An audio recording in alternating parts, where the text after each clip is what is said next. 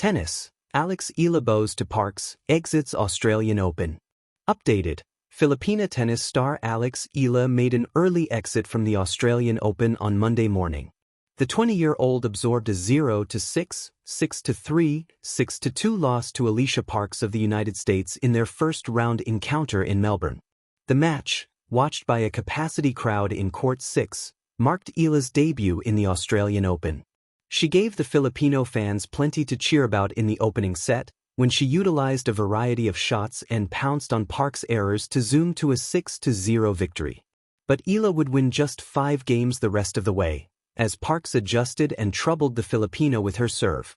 Eala showed her trademark grit in erasing an early 3-0 deficit in the second set, racking up 3 straight games to tie the frame. But Parks regained control, benefiting from Eala's errors to take the lead. She then fired back-to-back aces to take the set, 6-3, and send the match to a decider. It was back and forth in the early stages of the third, with Eala holding her serve to trail 2-3. But she fell prey to unforced errors in the ensuing games and allowed Parks to get back in control, 5-2. Eala looked poised to save a match point, forcing deuce on a Parks double fault and getting to break point when the American sent her forehand return into the net. But she couldn't complete the comeback, committing another error before Parks fired a forehand winner to reach match point. Another error by Eala wrapped up the match in the Americans' favor after an hour and 56 minutes. The world number 49 previously made her debut in the French Open and the Wimbledon in 2025, where she also made first-round exits. Eala claimed her first win at a Grand Slam in the US Open, beating Clara Tauson, before bowing out in the second round. Parks, currently number 99 in the world, will play either Karolina Muchova or Jacqueline Christian in the second round. Ahead of the match, Eala had expressed her excitement for her Australian debut, which came on the heels of a strong campaign in the ASB Classic and the Kooyong Classic. "It feels great. I'm super excited. You know, coming in as a main draw player gives a different vibe, apparently with the struggles I've had in the past coming here. Super excited and coming in full force," said Eala last Friday. She reached the semifinals of the ASB Classic, then beat 2024 Paris Olympics silver medalist Donna Vekic in the Kooyong Classic to earn the Yvonne Goolagong Cawley Trophy. With a report from Rain Cabral-Lasico of Masterplan Global for ABS-CBN. Eala bows to Parks, exits Australian Open. The Melbourne air carried a familiar tension, the kind that settles gently but firmly over Rod Laver Arena when a young dream stands on the edge of something larger than itself. The sun was bright, unapologetic, reflecting off the hard court like a mirror to ambition. On one side stood Alicia Parks, power-coiled and ready. On the other was Eala, eyes steady, shoulders light, carrying not just a racket but the quiet hope of a nation that had learned to dream alongside her.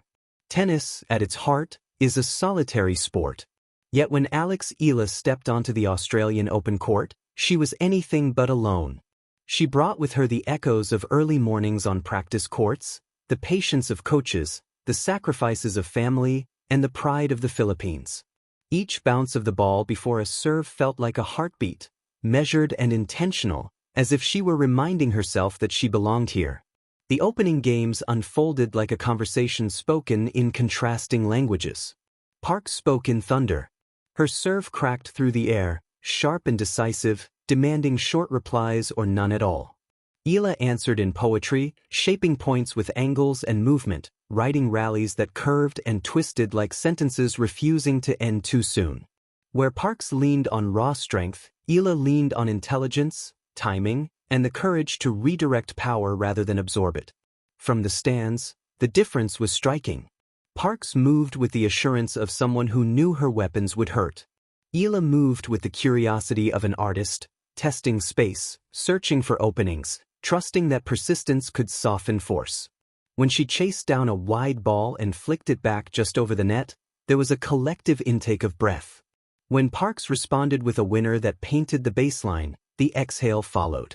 Momentum, that most fickle companion in tennis, drifted early toward Parks. Her service games passed quickly, almost brutally. Aces and unreturned serves stacked up like punctuation marks that ended Eala's sentences before they could fully form. Still, Alex did not rush. She adjusted her strings, wiped her face with her towel, and returned to the baseline with the same calm gaze. Loss of a game did not mean loss of belief. There were moments when belief bloomed brightly. A break point earned through relentless defense. A forehand winner struck on the run, balanced and fearless. A rally that stretched long enough for the crowd to forget the score and simply watch. In those moments, Eala looked less like a teenager facing one of the tour's most powerful hitters and more like a future star patiently learning the shape of her destiny. But the Australian Open is a place that reveals truths quickly. Park's power was not just loud, it was consistent.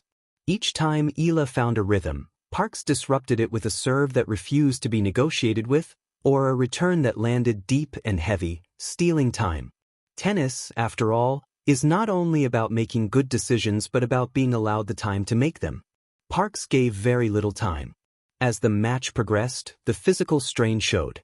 Long rallies taxed Eala's legs. The Melbourne heat pressed down, turning the court into a test of endurance as much as skill.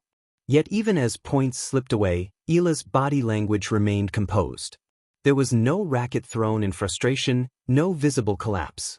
Only a tightening of focus, as if she were storing every lesson for later use. When match point arrived, it came not with drama but with inevitability. A final serve from Parks, another exchange, and then the ball sailed just beyond Eala's reach. The crowd applauded, respectfully and warmly, recognizing not only the winner but the journey of the one who had fallen short. Eala walked to the net and bowed her head slightly as she shook hands with Parks. It was a gesture of respect, humility, and understanding. In that brief moment, the loss was not an ending but a punctuation mark, a comma rather than a period. She acknowledged the power she had faced and the level she aspired to reach.